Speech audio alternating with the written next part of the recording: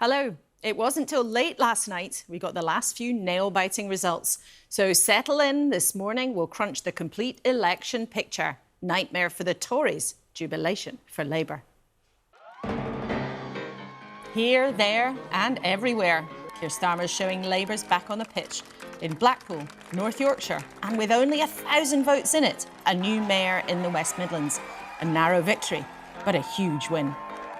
We've just got chaos and division from the Tories. People want to turn the page on that. Obviously, it's disappointing to lose good, hard-working Conservative councillors. I'm focused completely on the job at hand. The Conservatives clamouring to concentrate on its victory on Teesside. But who was the winner here? Ben Houchen, the local mayor who hung on, who says Sunak is safe for now. The idea that people in the Conservative Party think we can change Prime Minister yet again, whoever that may be, and still think we have any chance of winning the next general election is for the birds. But the council results were dire for the Tories, with all the nerves that creates for the general election. That's quite a swing, isn't it? I mean, you'd be toast if there was a 16% swing to Labour, wouldn't you? These results might sketch out the political future. So this morning, what might it hold?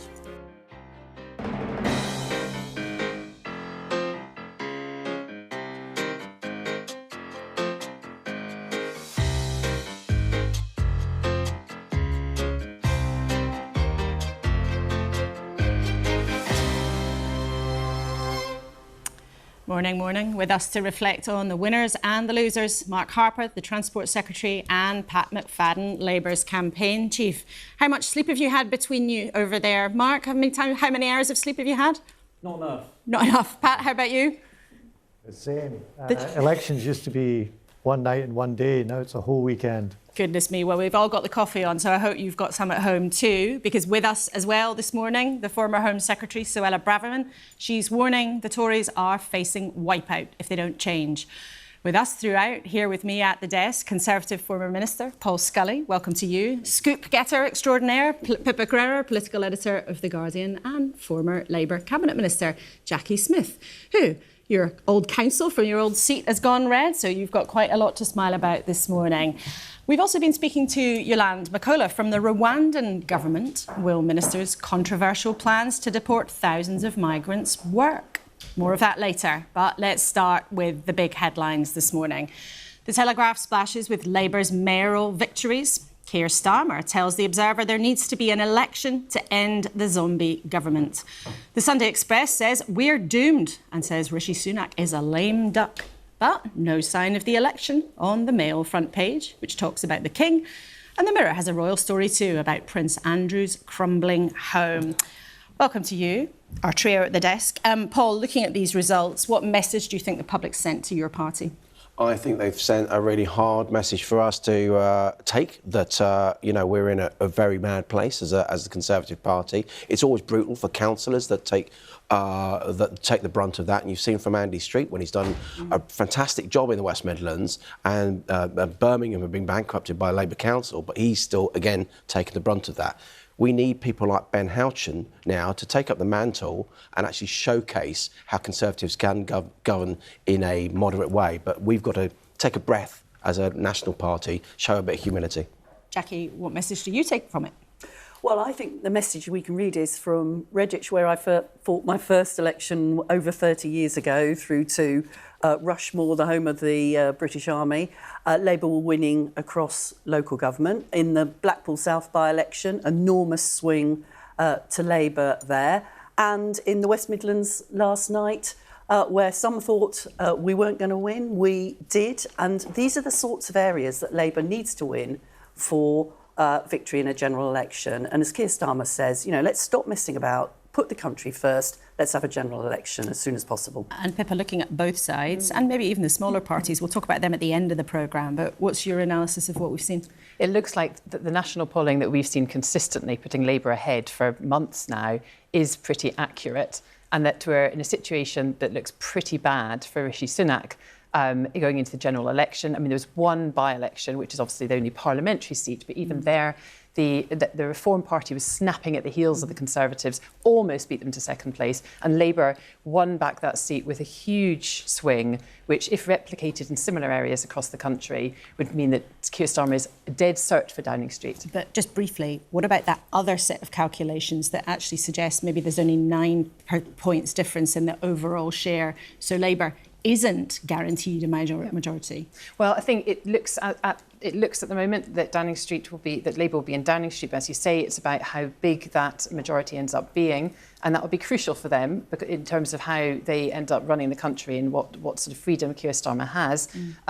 Labour has some way to go. I think the interesting thing about this set of results is that it showed that they are winning in all sorts of different types of places. So winning back 2019 type areas that they lost to Boris Johnson's Conservative Party, winning in Brexit areas again, and also their own vote was holding up in some of their sort of key support as well. Well, in any election, the map is always just as important as the numbers in a way. So the big headlines, as we've been hearing, a disastrous set of results for the Tories in lots of places, the loss of all bar one of the 11 mayoral contests, defeat in the Blackpool South by-election with a massive swing to Labour, and third place in the council elections after the Lib Dems in terms of the totals.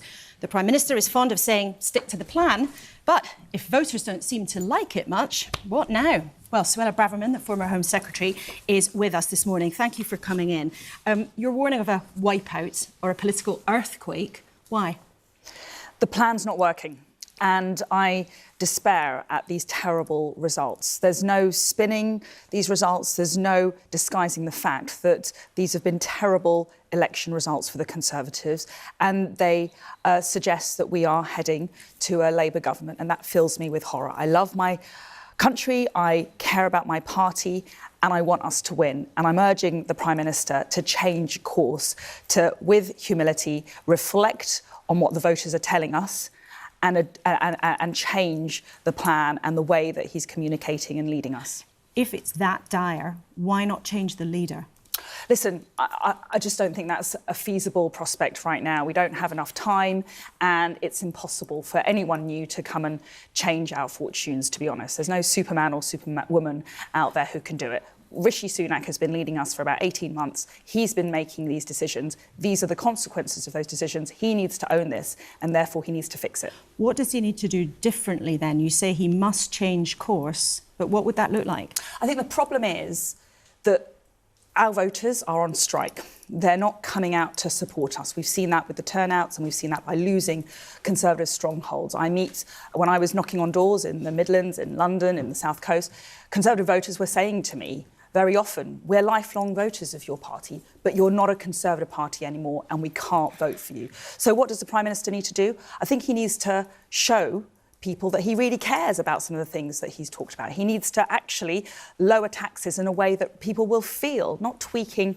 around the edges. If he's serious about migration, he needs to put a cap on legal migration. He needs to take us out of the European Convention on Human Rights. That's how you actually send the message that he's serious about stopping the votes. But where's your evidence that those kinds of changes would make any difference? Because Rishi Sunak has cut taxes in the last few months. He has hardened the laws on migration. He has, by some people in your party, moved too far to the right. So where's your evidence that a further move would get your voters back? The evidence is that people are not voting for what he's doing because they don't believe that we are serious about some of these issues. They don't believe that we're serious about some of these issues because they don't feel the benefits. On tax cuts, if he made a bold and big offer on cutting income tax or raising the personal thresholds, people would actually feel the benefits of those tax cuts. Because we're tweaking and we're just tightening some of the nuts and the bolts in a complex system, rather than actually making a meaningful offer to people, people are not convinced by what we're saying. But where the Conservative Party's put up a candidate who appeared to many people to be on the right in London, she lost. Listen, in London, we lost because of the National Party's mismanagement of the process. They botched the selection process a year ago, and then really speaking, they didn't run a good campaign. The candidate was unsupported, and that's why we lost. Are there ministers in government who share your view that yes. all is... Yes. Of course. I talk to many of my colleagues who are privately demoralised and incredibly concerned about the prospects. We are, at this rate, we'll be lucky to have any Conservative MPs at the next election. And we need to fight. And I'm not willing to give up. It does me no favours to come here and say it how it is and to set out the difficult situation that we're in. But I owe that honesty to my colleagues. I owe that to you and the British people who are crying out for a Conservative party to vote for. Except I think some of our viewers might feel this morning, and some others in your party might feel, actually, it's people who have been criticising the Prime Minister in public, people who have been playing political games and thinking about their own futures that are part of the problem here. I reject that. Listen, I'm not in government. I'm not making the decisions on our policies. I'm not there putting forward legislation to ban smoking and to vote on pedicabs. We voted more on pedicabs and on banning smoking, I voted against it, than we've voted on meaningful healthcare reform or fixing social care or improving mental health care. We are not delivering for the people. We're not delivering the policies that people want. And it's a disgrace that we are trailing up against Labour, led by Keir Starmer, who has the charisma of a peanut, who is overseeing a party which is a rabble of hard-left maniacs who would undo Brexit, who would open our borders, and who would indoctrinate our institutions and our schools with politically correct madness. But given all the changes we shouldn't be trailing to the degree that we are against this Labour Party. But given all the turmoil you've had, all the changes of leader, all the noises of all the civil war, all the belly aching, do you believe, though, that there will be viewers thinking, actually, it's the Conservatives who are a rabble? And can you tell us, was there a plot being discussed to get rid of Rishi Sunak this week if everything was bad? And is it over? What I would say is that there's no point blaming those of us who are telling the truth for the problems that we're facing. As I said, I'm not in charge, I'm not in government. These decisions on policy and communication and campaigns are being made by Rishi Sunak and his team. Was there a plot? I don't. You tell me. I read what you read in the papers, and if the papers and journalists seem to like this subject about plotting and plotters. Well, it's important because it's about who's going to be the Prime Minister of our country. Do you regret backing Rishi Sunak? Honestly, yes, I do, because I had assurances from Rishi Sunak that he was going to put a cap on legal migration, that he was going to do something about the European Convention on Human Rights, that he was going to fix this transgender ideology in our schools. He hasn't done that. I want our party to win. I want us to beat this feeble Labour Party, and I want to save our country from Keir Starmer. I'm not going to give up. I'm still going to fight, even if it makes me unpopular. I'm going to speak the truth, because that's what the 400 councillors who we lost this week deserve. That's what the authorities that we lost this week deserve. We are not going to fix this problem unless we're honest about it and we change course in reflection with some humility to what the voters are telling us. OK, Suella Braverman, thanks very much indeed for coming in this morning, and we'll be putting your points to Mark Harper, the Transport Secretary, in a few moments. Before we do that, let's just remind you what happened this week in all those contests around the country and what they add up to. We've asked the pollster Luke Trill to give us his 3 top trends, and we start with the by-election in Blackpool South. The question was, could Labour match the swings we've seen elsewhere this Parliament? And the answer was yes. In fact, Labour secured the 3rd highest swing to them since the Second World War. And you can see how Labour's by-election performance has improved over the course of this Parliament. What about Ben Houchen's victory in Tees Valley? Can the Conservatives take any comfort from that? Well, the truth is, Ben Houchen has a big personal vote, and you can see that by comparing how he did to how we'd expect a generic Tory to do based on national voting intention. In the West Midlands, though, Andy Street's personal vote wasn't quite enough to carry him over the line, although again, he still outperformed how you'd expect the Conservatives to do. Finally, what about the projected national share? That's how we might expect the parties to do if the whole of Britain was voting. Well, before they took office the year later, we saw Tony Blair 16 points ahead of the Conservatives, David Cameron was 15 points ahead of Labour, Keir Starmer just 9 points ahead of the Conservatives in this round of elections. So does that mean the general election might be closer than we've come to expect? Maybe. But you've also got to remember that in local elections, lots of people vote for smaller parties, and they're unlikely to do the same in a general election, which of course is still some months away. Well, Mark Harper, the Transport Secretary, has been taking it all in. Thank you for coming to see us this morning. You'll have heard there Suella Braverman, your former colleague, has essentially said you have to change your approach or you're going to die when it gets to the general election. Well, it's two aspects to that, I think. First of all, I mean, you obviously had a piece on polling there. If you look at the analysis that Rawlings and Thrasher have done, acknowledged experts, it says that the performance over the last few days means we're looking at a hung parliament, so Labour wouldn't get a majority. That's a better position. That means the election's outcome's closer than the polls are suggesting. So my read from that is it's all to play for. The election isn't a foregone conclusion and you shouldn't take the voters for granted. You're saying it's all to play for. So it's all to play for. All of these councillors around the country, so you've lost everything apart from the mayoral election results. Yes, I think the national equivalent vote share, the analysis that's been done by Rawlings and Thrasher and that thing there showed that it's closer than the national polls. You shouldn't take the voters for granted. It's everything to fight for. There's a lot to do. I absolutely acknowledge that. On the point about policy, I think the Prime Minister is focusing on what the country's priorities are. So that's about reducing taxes on working people. We've done that twice already this year. That takes time to feed through. Focusing on stopping the boats. We've got the Rwanda legislation on the books and now we need to see flights taking off. And then the final area is obviously priorities on reducing waiting lists for the National Health Service. Those are the country's priorities and those are the Prime Minister and the government's priorities. But you say you're focusing on the country's priorities. The country is telling you at the ballot boxes that it doesn't like what you are doing. It doesn't want to choose the Conservatives at the moment in all sorts of different contests, in all sorts of different corners of the country. And from both sides of your party here this morning, from Paul Scully, who would, I think, say he's a centre, moderate Conservative, and from Suella Braverman, they have both told us very plainly, now is the moment where you have to show humility, you have to take a breath, and you have to do things differently. Look, I'm not going to pretend that the election results over the last few days were disappointing. They're disappointing to lose hard-working local councillors. I was particularly disappointed by the nail-biting, narrow result yesterday in the West Midlands. As Transport Secretary, I've worked very closely with Andy Street. And you cancelled his leg of HS2, which he didn't want you to do. He's a fantastic mayor. No, and look, that illustrates, I think, something really important about the Prime Minister.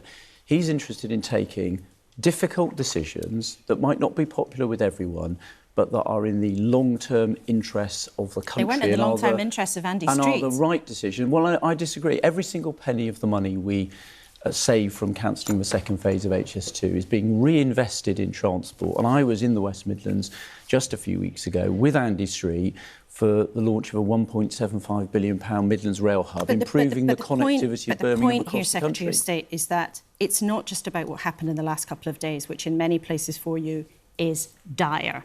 You got hammered in the local council elections last year as well. You've lost 7 by-elections under Rishi Sunak. And if we can show you the roll call and show this to our viewers as well, the roll call of councils that you lost, Basildon, Dorset to the Lib Dems, North East Lincolnshire, Nuneaton, Redditch, these are places where Labour is salivating at the prospect of taking your MPs. You've been losing under Rishi Sunak time and again. Look, don't you think you need to change something? Look, I'm not going to pretend they weren't disappointing results. It's always disappointing. I was out campaigning with lots of people across the country, and it's always disappointing when you lose hard-working Conservatives. But the point here is, doesn't this give you evidence that you need to do something differently? And if you don't do anything differently, and you just say, stick to the plan, aren't you sticking your fingers in your ears when the electorate is telling you time and again they are not impressed? No, look, I think the message, if you covered it on your piece there, the message from the election success in the Tees Valley was about having a plan, delivering on the plan, and I think at the moment we've made a lot of progress on those priorities I was talking about. You know, inflation's down to just over 3% from the 11%. But the point there is that Ben Houchin in Tees Valley seems to have been able to communicate to his voters that he's able to achieve things. Rishi Sunak does not seem able to communicate to voters that he's achieving the things you claim. I want to put these to you. These are comments from some of your own council leaders who've lost. Andrew Jeffreys, former council leader of Thurrock Council, he said people were unhappy with the government. They didn't like the message that was coming out, the plan. So that's one of your own side who lost this week, is saying they don't like the national plan. Another, Andrew Baggott, who was leader of Basildon Council, he said there's a real immense dissatisfaction with people on the ground. What do you say to them? You're just not going to change anything? No, what I would say is the plan is about delivering it. The plan is working.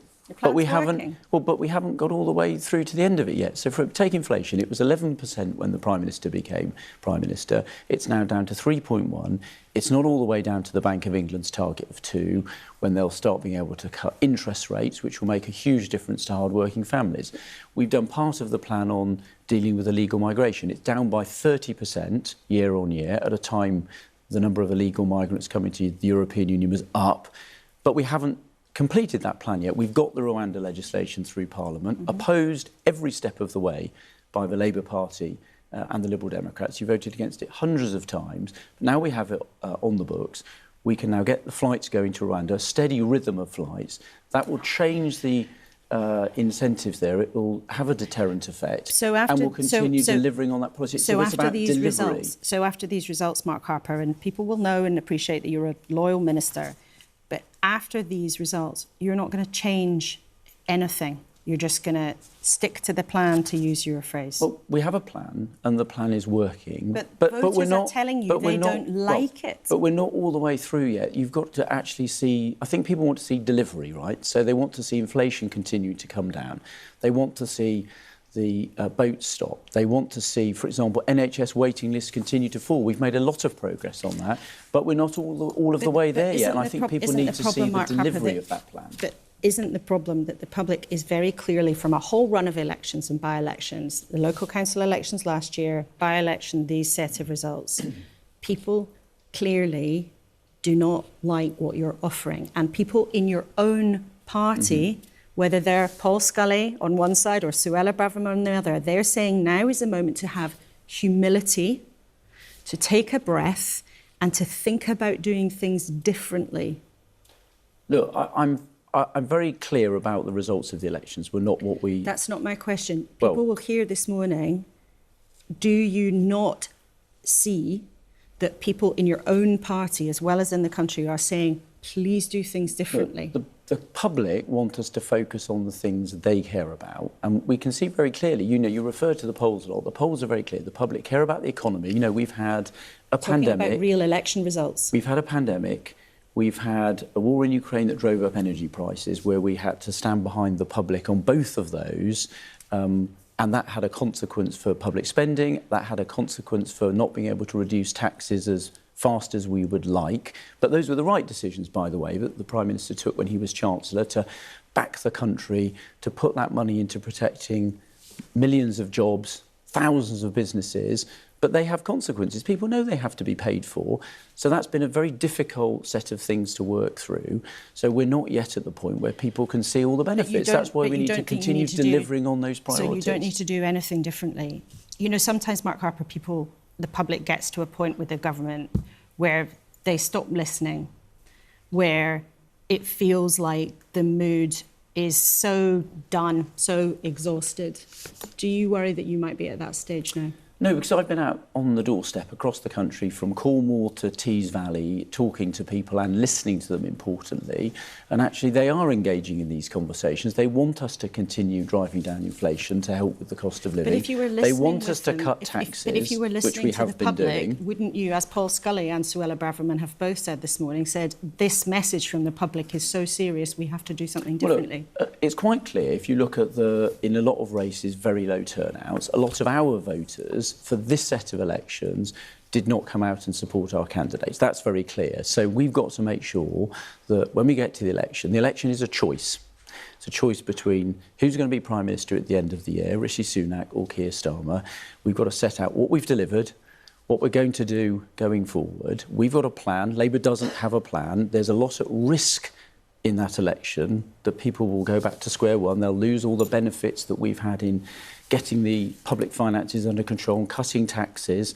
A Labour Party, for example, on migration, that's made it clear it isn't going to deport all of those people that have come to the country illegally. They'd effectively have an amnesty for that. And we'll talk to Labour in just a second. I want, on the migration point you raised there, a bit later in the programme we'll hear from the Rwandan government. We've had an interview with the government spokesperson for the Rwandan government. She couldn't guarantee that Rwanda would be able to take all of the migrants that you wish to deport there. There are about 40,000 people in that category, and she could not guarantee that they would all be able to be processed and accommodated in Rwanda. Have you got a plan B? Well, look, we've got a very clear plan to start flights going in 10 to 12 weeks. That's being worked on very clearly by the Home Office, and we want to get a steady rhythm of flights going to Rwanda through the balance of this year. And we'll continue working closely with the Rwandan government on the partnership agreement we've got that's got all of the safeguards in place that people want to see. And I think if you can set up a system of deterrent through those flights, you will break the business model of the groups, the organised crime groups that traffic people across a very dangerous waterway in the Channel. And I think that's what people want us to see. So we've reduced the number of people coming here illegally by a third at a time it's been going up in the European Union. Well, that depends how you count it, Mark. Well, no, it doesn't depend how you count it. If you compare last year to this year, it's down by a third. It was up heavily in the European Union. So we've made a lot of progress. But I accept there's still more to do, and the public want us to see us deliver on that very clear commitment. OK, Mark Harper, thank you very much indeed for coming into the studio this morning. You had an extremely busy few days and not enough sleep, so we're grateful to you for coming in. Thank you very much indeed. Well, Labour, unlike the Tories, have been celebrating this weekend. Yesterday afternoon, Sadiq Khan comfortably won a third term as Mayor of London. And then after a series of nail-biting recounts, Richard Parker won to become the first Labour West Midlands Mayor. Phenomenal, said Keir Starmer. The Tories felt that they were entitled to victory here, that they could use Andy Street as some sort of crutch for Rishi Sunak's weak leadership, and that they didn't have to be in touch with the priorities of the people. We ran a completely different campaign. But it wasn't all rosy for Labour. It lost control of Oldham Council after losing seats to independent candidates who used to be in the party but quit over its position on the Gaza conflict. And Labour lost out to the Greens in Bristol, who've become the largest party there. Well, Pat McFadden, Labour's campaign chief, joins us now. Good morning. Thank you for coming in. Like Mark, you've not had much sleep, so we appreciate you putting your alarm on again. Now, let's start with where there were problems. You lost control of Oldham Council. You lost seat to the Greens in Newcastle and Bristol. Do you admit that the approach you took to Gaza has cost you? Look, we've had tremendous results overall. If you take Oldham there, for example, which you mentioned, I think Gaza was a factor, but it's not the only one. There's some hyper-local issues in that local authority, which means we've lost seats there for a few years running, long before anything happened in Gaza. So I think it's a bit too easy to ascribe every difficult result just to one issue. There have, though, been lots of places where there was evidence of that, where there were Labour councillors who have already quit the party over the position on the Middle East. And indeed, there was lots of evidence, lots of anecdotal evidence, as well as things like in the Birmingham mayoral contest in the West Midlands, of an independent candidate taking thousands of votes from you. Well, you mentioned the West Midlands. An absolutely fantastic result for us, beyond our expectations. A real cliffhanger yesterday. Not only did we have excellent local election results across the country, but winning that mayoral contest against what I admit was quite a popular incumbent who had run his whole campaign by putting as much distance as he could between himself and Rishi Sunak and the Conservative Party. An absolutely tremendous result for us in the West Midlands last night. But there is an issue, though, is there not, with people's concern over the approach the leadership's taken to the Israel-Gaza conflict. And I want to show people and you a quote from Ali Milani, who's chair of the Labour Muslim Network, who's been looking across the country. He says, our positioning on Gaza is going to have a serious electoral consequence. If I was a Labour MP in Bradford, Birmingham, Leicester, or parts of London or Manchester, I would be seriously concerned. I mean, what do you say to that? Look, I understand why people have got strong feelings about this issue. Thousands of people have been killed. There's a great impulse to help people who are in a terrible situation. That's something that we share. But this is about Keir Starmer's position that he's taken. Lots of people in your party have wanted him to call directly for an immediate ceasefire from the start of this conflict, and many people objected to some of his language at the beginning and are not happy with the leadership's approach. What do you say to them? What I would say to them is that the better life that people want for the Palestinian people is something the Labour leadership shares.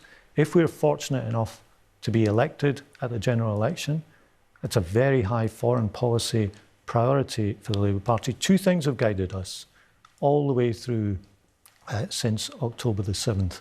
The first was defending Israel's right to defend itself after that atrocity, and that remains part of our position. And the second is working to get a better future for the Palestinian people, and both of those things will guide our position going forward. So we understand why people have got strong feelings about this, and why wouldn't they when it's such a difficult and desperate situation? Do you acknowledge that it has had electoral consequences for you already, and there are people in your party, like Ali Benali, who wonder and worry that there may be consequences for you in the general election if you don't change your approach? I do acknowledge that in some parts of the country that was the case, and there were some people who maybe voted Labour in the past who haven't in the local elections because of this issue, and where that's the case, we'll work to get people's support back.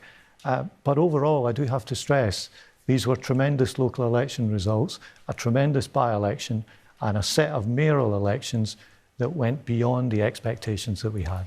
Do you think that you have sealed the deal? Because if you look at the numbers overall, you're not cruising as Labour was in 1996 if you compare the national share of the vote. It never felt like cruising at the time, I would say. But I would always say there's more work to do.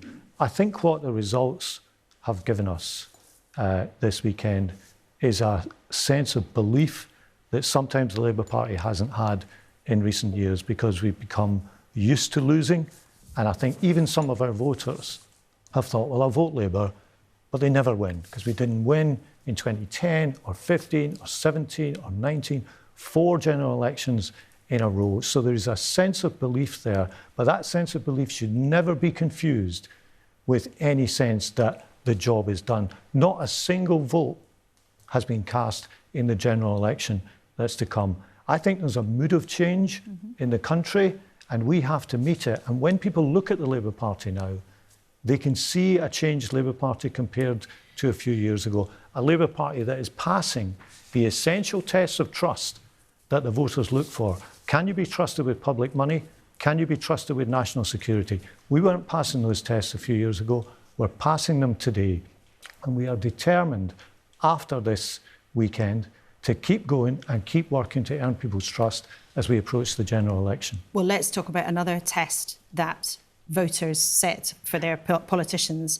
We've been talking to the Rwandan government about the scheme for migration. Now, their spokesman said to us that if, like Labour, you don't like the scheme and you want to get rid of it, well, Keir Starmer would have to come up with another solution. So what would the solution be? Well, I think the other thing that the Rwandan minister may have said is that she can't say how many people it would take. And part of our problem with the scheme is that it's a huge amount of money for a very small amount of people.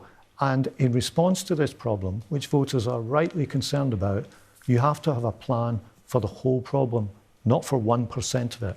This is only ever going to be a small part of the problem. We think the money being invested in this would be better spent on an international operation to really crack down on the criminal smuggling gangs who operate in an international way. And that is exactly what the government would say it has already been doing. So what is your alternative? There are 40,000 people in the backlog who've come to this country without permission since the law was changed in 2023. What would Labour do with those people? The Rwandan scheme will only ever apply to a tiny proportion of them. If you get rid of the Rwandan scheme, what would you do? To take the money that's being spent on it and spend that on a proper operation to crack down on the criminal gangs, a plan to address the whole of the problem, not 1% of it. But on day one, if you do win the next election and the scheme is up and running, on day one, would you stop the flights? Well, look, I think they'll get flights off, but we've always said we didn't think this scheme would work or that this scheme would be value for money for the taxpayer. It's costing upwards of £500 million. But if it's up and running, and you may be sceptical about whether it can work, but if it's up and running and it works, would a Labour government, if you win, stop it on day one? Well, we've said we'll divert the money to the international operation to the policing operation that That's not we've my talked question. about. The question is, would you stop it immediately if it's working? We don't want to continue with the scheme. We want to use the resources being spent on it to crack down on the international criminal gangs. We've been pretty clear about that all the way through. But that's not quite the same as saying you would stop it immediately on day one.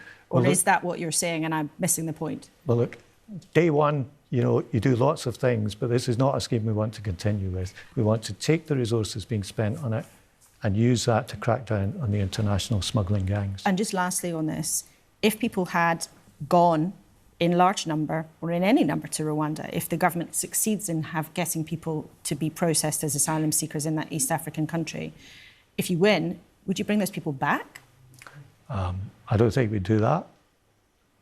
But that's a valid question because you've objected to this scheme all along. If you think it's so wrong and it's terrible to send people there, you wouldn't... There are circumstances where they can be sent back, even under the current scheme. But no, I don't think we'd do that. OK. Well, Pat McFadden, thank you very much indeed for coming in after a weekend where everyone in politics has been short on sleep, but we appreciate you coming in this morning. Thank you very much indeed. Well then, what did you think of all of that? Let us know. You can email us, kuenssberg@bbc.co.uk.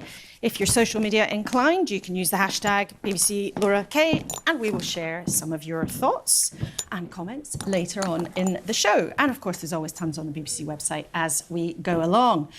So let's find out what our panel made of that. Paul Scully, firstly to you. We were talking to the Secretary of State, Mark Harper, after Suella Braverman's very strident criticism and demand for a change of approach. Did you hear anything from Mark Harper that suggests he gets it, that he's understood the message from voters? What I took from both of those interviews is that Suella has sort of tended to be known for an ideological approach to her politics. Mark is a very effective Secretary of State, tends to be very process-driven, and the two aren't really talking to each other. There's no narrative, no cohesion around what we're doing as a party. So he's right that we've got to stick to the plan. He's right that we're talking about, in the 5 pledges that the Prime Minister came up with last year, the economy, healthcare, NHS, and stopping the boats.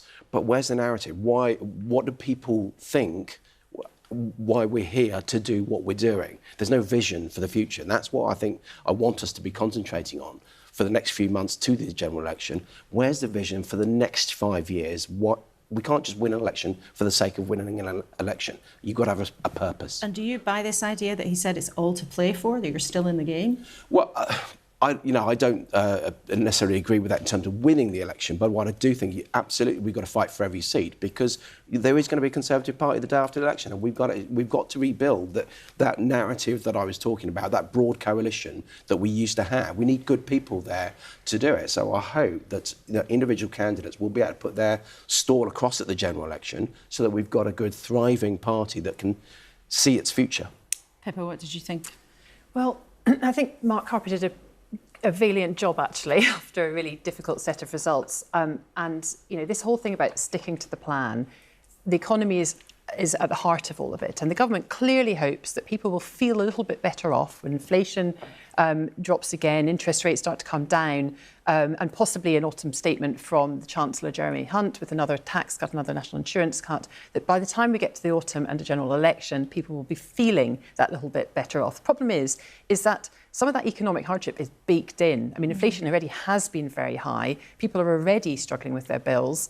And public services, the picture is pretty grim as well. So people are not in a place where they are going to be listening to messages to stick with the plan and things are going to get better. And I think the Tories have reached the end of the road, really, when it comes to the public feeling that they can believe that they're going to, improve their lives. There's very little, I think, given, not least because the reputational damage inflicted by Boris Johnson and Liz Truss on the party background, I think there's very little now that the Conservatives can do to turn that round. Paul, is that fair, do you think? Yeah, look, we've got to learn the lessons from 97. I joined the party in 97 in the immediate aftermath. I was that weirdo that joined straight after the election. You say people in politics are weirdos. That's a terrible thing who'd to have say. thought, perish the thought. But you know what? Because what I saw at the time was that people just stopped listening. And it just feels, as Pippa says, that's happening now. So that's what I'm talking about, the humility. How do we start to shorten that process and make sure that we can make people feel that benefit that Mark was talking about, that is actually there in terms of the economy turning around, but they're not feeling it yet. Jackie, you're rolling your eyes. Well, I'm rolling my eyes because what we've seen this morning essentially is Suella Braverman, Mark and Paul sort of wrestling for the future of the Conservative Party, whilst British people, as Pippa rightly says, are paying record levels of taxation, can't get a hospital appointment or a GP appointment, see their kids' schools crumbling, and are worried about whether or not the country is going in the right direction. The only answer is a completely fresh start, a general election. Of course, there is a continued challenge for Labour to make sure that they achieve the results that will allow that Labour government to make that change. But it's clear that the Tory party have run out of steam. And I was talking to somebody yesterday who said to me, actually, if they really do care for our country, they need to recognise that themselves, call a general election and let that change start now. But a big chunk of this is actually baked in because of COVID and the cost of living crisis that's exacerbated by Ukraine. You see that with incumbents across the world, elections that are happening across the world. Undoubtedly, as I've said, we have shot ourselves in the foot a few times. I'm not, using that as an overall excuse. But there are no easy answers. I don't think they're going to be coming in from an incoming Labour government. Which is there aren't any easy answers, Paul. Which is why we need a government that is focused on the future of the country rather than trying, fighting their internal battles in public, as we've seen this morning. It was interesting, though, Pippa. Suella Braverman absolutely, spitting feathers about how bad things have got in her view and really pushing for a change in direction. But it does seem that Tory rebels who had been discussing and planning what to do after this weekend, it does seem as if they've given up. Is that what you're hearing? Absolutely. Ever since Andrea Jenkins, who's one of the few MPs, or in fact the two MPs, I think, who's publicly said that they put in a letter to try and get rid of Rishi Sunak, went on the Today programme on Friday morning, I think it was, and said, well, actually, she didn't see now that there was any point in this, and that she thought that that people had to come in behind the Prime Minister. Nadine Dorries, another prominent critic, tweeting that everyone needs to get in behind the Prime Minister now and come together. The heat has definitely gone out of any rebellion, if there was ever a big enough rebellion, frankly, to get rid of Rishi Sunak in the first place, which I doubt. And but I think what those interviews, in particular Suella Braverman, showed is, and actually the irony of it, really, her coming on and saying, let's all unite. She has been one of the key individuals behind all of this. That was her leadership campaign. Stirring the pot and causing trouble for Rishi Sunak. And that's one of the biggest problems Tories face across the board, actually, is that people look at them and think they're more concerned about fighting amongst themselves than actually focusing on our issues and our problems. And is that unification is absolutely at the heart of it, because she was absolutely right, Suella, when she talked about voters being on strike. It is about depressing our turnout, and which we've seen over the last few days. And I just briefly, Paul, want to ask you, you wanted to be the candidate for London Mayor. If you had been chosen, do you think you could have won it?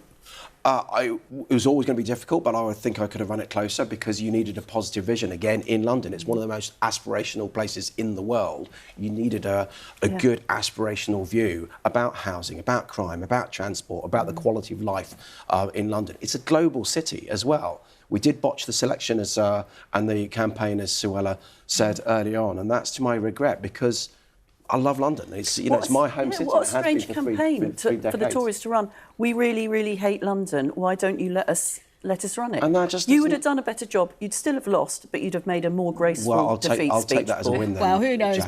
Jackie, let's talk about Labour. So we talked to Pat McFadden about what has been a real cost for them, is how the leadership has looked at the Israel-Gaza conflict. Rightly or wrongly, it has cost them votes. How serious a problem do you think that might be? Well, I think what you've heard from Labour politicians across the weekend is a real commitment to say, look, we know that people feel enormously strongly about Gaza. We know it's influencing their vote and giving them concerns within the Labour Party, and we're determined to listen to that and think about our approach. But actually what it also shows you is, I think it's interesting when people say you should decide your foreign policy on the basis of what's going to make the people within your party feel happy. Wrong. You should make your foreign policy on the basis that you're going to be the Prime Minister in the future, and actually what you want is, as we heard from Pat, is a policy that both protects Israel's right to exist and recognises the enormous damage done on October the 7th, and finds a long-term future for the people of Gaza, who are suffering so horrifically at the moment. But do you believe it could actually cost Labour seats in the general election? Because from what you say and from what Pat McFadden says, they're not going to change their approach. They've talked about listening, but they're not going to change. Well, they're not going to change the approach because it's the right one. But Will it cost seats? Probably, well, it may in a very few, I don't know. But I think what you need to do when you go into a general election is do the right thing by the country, and then you need to make sure within the party that you're explaining the reasons why you're doing things and you're engaging and you're not taking people for granted, which I think some groups within the party, including those, for example, who may have voted Green for reasons to do with climate change, that those people aren't being taken for granted and their voices are being heard. Pippa. Well, I think that Labour can withstand losses in some of its strongholds. I mean, you've got seats in London, for example, where they've got majorities of 30,000, 40,000. So they could stand losing some of those votes. But I think the general election picture is different in terms of people will be seeing it as a two-horse race, ultimately, in large swathes of the country. Obviously, there's bits of, there's other parts of the country where the Lib Dems are snapping at the Tories' heels. But Labour, it's not just about the seats in England, of course. Scotland, which is generally the seats that's fighting, slightly more progressive than the rest of the UK. So they'll need to watch out there that some of these positions on these issues don't have a negative impact for them. They want to be able to take lots of seats in Scotland. And there have been some missteps in some of their handling. I mean, the early communications around the Gaza issue, the way that they handled the 28 billion issue, it hasn't all been smooth sailing. So far, they've withstood that, but they could be, they need to watch out in the run-up to the election that there aren't any more serious missteps, which the Tories then capitalise on, because Keir Starmer has tried to present himself as Mr Reassurance, and anything which rocks the boat on that could be a problem and capitalised on by the Tories. And just quickly, Jackie, you were very much part of, Labour's march back to power in the late 90s. Does this feel like 97 to you or not? Well, first of all, Pat was absolutely right. It didn't feel like coasting to power at the time, can I say. There was an enormous amount of discipline and you said some very clear messaging. I feel confident but not complacent about Labour's chances. But the sooner we get a general election, the better. OK, all three of you, thanks for now. And at the end of the programme, we'll be talking about the smaller parties because they had important and interesting results too. But you can bet the Conservatives, we've heard it this morning, will keep hammering the message about immigration and their plan to get planes of asylum seekers off to Rwanda. But even if they do make it down the runway, will it solve the problem? 40,000 migrants have arrived in the UK without permission since the law was changed. But can the East African country guarantee that they will provide homes for them all? I've been speaking to Yolande Makolo from the Rwandan government, and I asked her how many migrants is Rwanda ready for? Along the lifetime of this partnership, which is initially 5 years, we expect to relocate thousands. But this will be, staggered so that we can manage it properly, and will be discussed with our partners, especially in the ramp-up phase. How many people do you think you could accommodate initially? This is something that we'll discuss as we go along this partnership with our colleagues in the UK. There's been a misconception about this 200 number, and we've tried to explain it. Journalists have been visiting the initial accommodations that we have secured since the beginning of the partnership. This is Hope Hostel. That particular facility is able to take up to 200 people. However, we've already started initial discussions with other facilities around Kigali and further afield. And these will be firmed up and signed once we know how many migrants are coming and when they're coming. So it's never been the case that we can only take 200 initially. That has been a misconception. Can't you give a guarantee that you'd be able to process the tens of thousands of people that the government would like to send to Rwanda? We will be able to welcome the migrants that the UK sends over the lifetime of this partnership. What I cannot tell you is how many thousands we're taking in the first year or in the second year. This will depend on very many factors that are being worked out right now. But there's huge debate here about whether Rwanda is a safe country to send people to. On Friday, at least 9 people were killed after a camp in the Democratic Republic of Congo was bombed. Now, the American State Department has blamed your Rwandan army and a rebel group known as M23. Was your country involved? But not at all. I mean, look at what the people themselves in the camps have been saying. They know that the Congolese army, the DRC army, has had heavy artillery near the IDP camps. The NGOs that work there have been complaining and requesting, including the UN, has been asking the DRC government to move this heavy artillery away from these IDP camps. They didn't, and this is what happened. Yet the State Department has pointed the finger at the Rwandan army and that group M23 you've been accused many times of backing. Why is the US State Department wrong? Well, they've been very hasty to blame us without investigating this incident and without talking to the people who were affected. It's something that we outright reject, and it's unfair. Many human rights groups express real concerns about rights and freedoms in Rwanda, about the safety of gay or transgender people there, for example. And the British Foreign Office advises LGBT travellers they can experience abuse and discrimination. What assurances can you give that they would be protected? That just does not speak to the reality of Rwanda at all. The Foreign Office is wrong. I don't know what document you're referring to, but everybody in Rwanda, we believe in non-discrimination. Discrimination is what almost destroyed this country in 1994. We have built back this country on the basis of unity and non-discrimination on any basis. Rwanda does not discriminate against people of different sexual or gender orientation, not at all. Everyone can feel protected by the law here. And it's not illegal to be gay in Rwanda. We have no legislation against homosexuality in this country. So it is a wrong reading of the situation in Rwanda. That is not the reality. So the UK Foreign Office has got that wrong. They need to review that. The leader of the UK Labour Party, Keir Starmer, says he'd get rid of the Rwanda scheme if he becomes Prime Minister. What would you say to him? I'm not going to speak to UK domestic politics. What I can tell you is that we are serious about offering people a home, and we're doing it for the right reasons. People can oppose this partnership and this program if they want to, but Rwanda should not be criticized unjustly. And then they should also come up with another solution that's innovative and that's not just deterrence and enforcement. People are suffering here, so we need good solutions, and we need to rethink the migration crisis. Do you think sometimes people have an unfair idea about what Rwanda's like? Yes, I think Rwanda has been attacked unjustly. We have worked very hard in this country to get to where we are.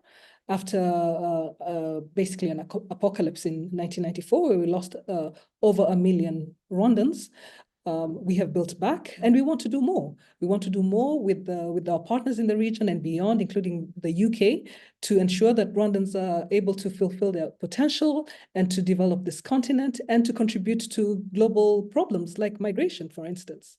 So yes, we are attacked unjustly, and living in Rwanda is not a punishment. It's a beautiful country, including the weather. Everything about this country is much better than it's ever been in its history, and it's a great country to be in and to work for. And we hope that the people who come to live here with us will feel the same way. Well, let us see what happens with that whole scheme over time. But let's return as we race towards the end of the programme to our main story. Now, we talked a lot about Tories and Labour. Of course, there was the Lib Dems, the Green, Reform putting up lots of candidates across the country too.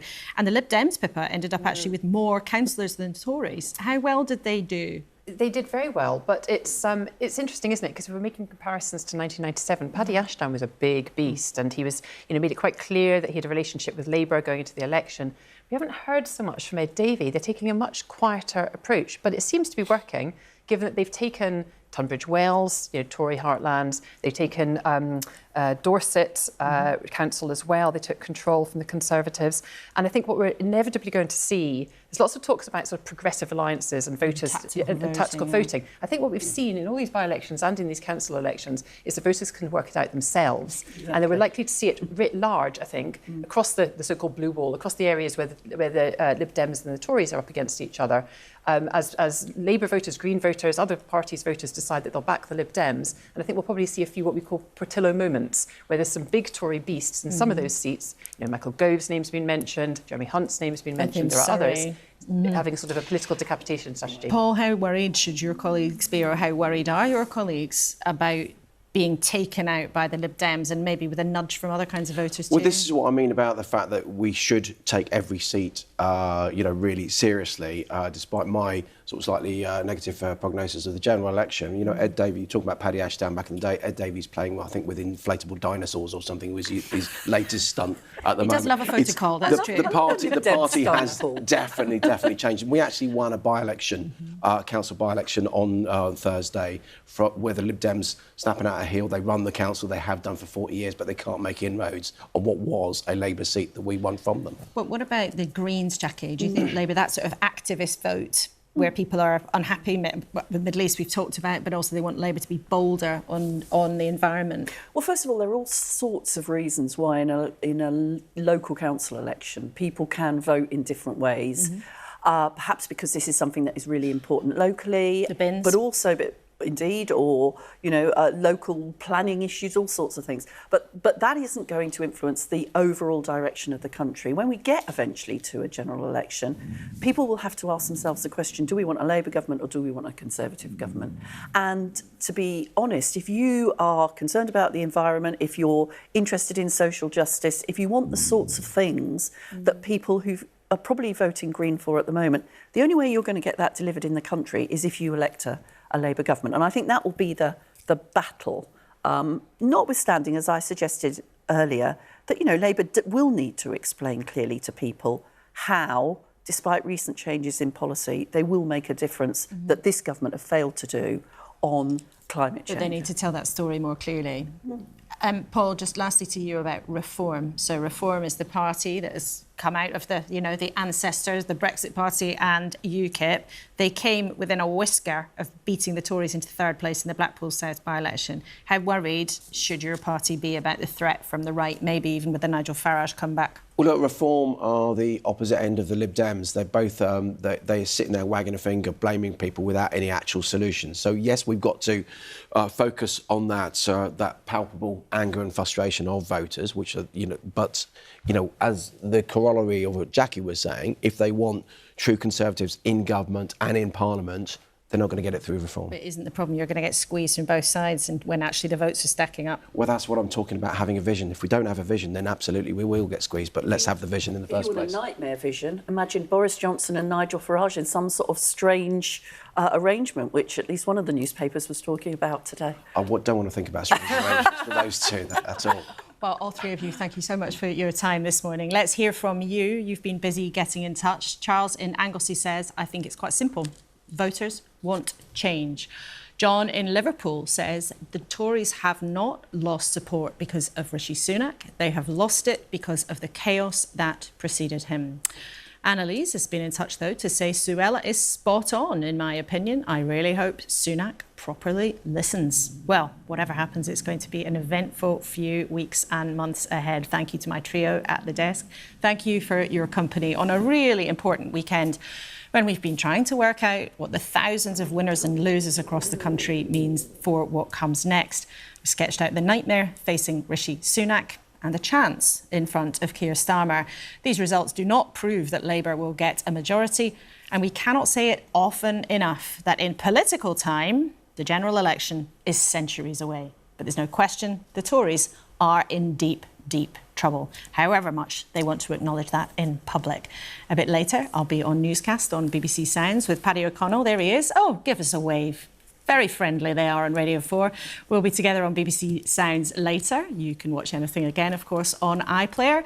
And I'll look forward to seeing you here next Sunday, same time, same place.